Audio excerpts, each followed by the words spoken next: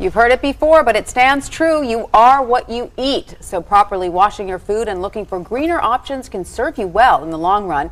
Here to show us how to get clean and green is registered dietitian Ashley Koff. Ashley, welcome back to the show. Thanks for having me. So pesticides. Yes. Obviously, this is something that is regulated by our government, but a lot of people worry about their use because there's increasing evidence that they are linked to some serious illnesses. Absolutely. What we're seeing is in children, nervous tissue development is affected. In adults, things such as cancer, ALS, other immune diseases, Parkinson's. So it is something that we really want to be conscious of, and there is really good information out there today about organics and what to look for. And pesticide use is not all equal, correct? Correct. I mean, it's used more for certain foods than for others, so even though it's regulated, right, if you were to bulk up on one specific food, you might be getting more than you would like to. Right, correct? and the challenging part is I tell everybody all the time, fill up on those fruits and vegetables, and the fruits and vegetables, they're getting sprayed because they're in the ground or they're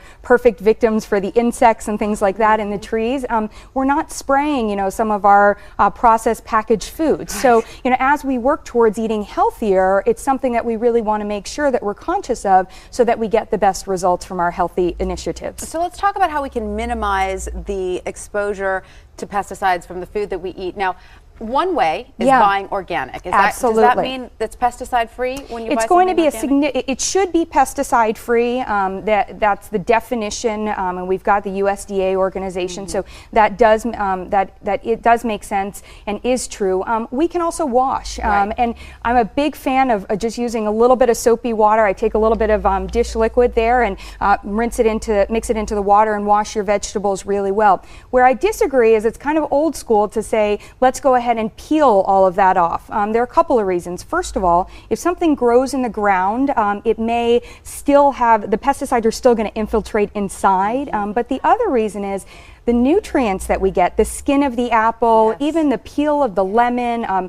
the fiber in the potato, the celery, those are where our really good nutrients are for us. So I don't want to peel those off. So in those cases, I would absolutely say to eat organically. And it's always been my understanding that if you are choosing, let's say, because not everybody can afford to buy organic or to buy organic all the time. Absolutely. But so let's say you need to make some choices. Perhaps you won't spend the extra money on the organic banana, let's say, because it has the peel. Right. But you might want to take that money that you saved and spend it on buying the organic berries. Absolutely. And I have some tricks here. There are stores today too, understanding the importance and people's interest in organic. A place like Walmart is going to go for a big container of, here we have Nature's Path cereal, and that's going to give you a big portion that you can use for covering your chicken. You can put it on top of yogurt. You can eat a bowl of it.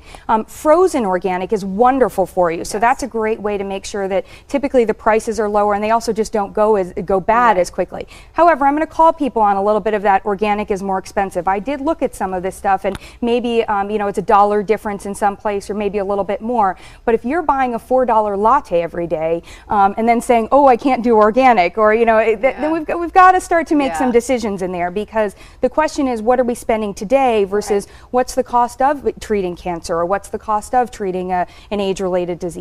Can I ask you, as a general rule of thumb, when you're picking out your produce, the thinner the skin, the more likely it is to absorb pesticides? Is that a general rule of thumb, or not necessarily? I wouldn't necessarily use that. I would think about it again. Where is it grown? How difficult is it? If you've ever tried to grow your own blueberries or raspberries, it's tough to even get one good looking one, in terms of with the animals. So I think that's important. The other thing to keep in mind is that so much of what's good about, take our blueberries, for example, is they're really rich in antioxidants. And the reason that they're rich in antioxidants is they have to fight to make sure that the birds don't eat them, the bugs don't get them, etc. If we start spraying them, that pesticide is doing that job for them, so they actually don't produce as much of the antioxidant. So we actually have a nutrient density issue there, and as well as one where we don't want to be getting the pesticide. And so then in terms of packaged foods. Right. Do we still need to worry about pesticides there? Absolutely. What we want to pay attention to, I have everything from, I brought an example here to show too where it can be confusing. People will look at something like peanuts, which again,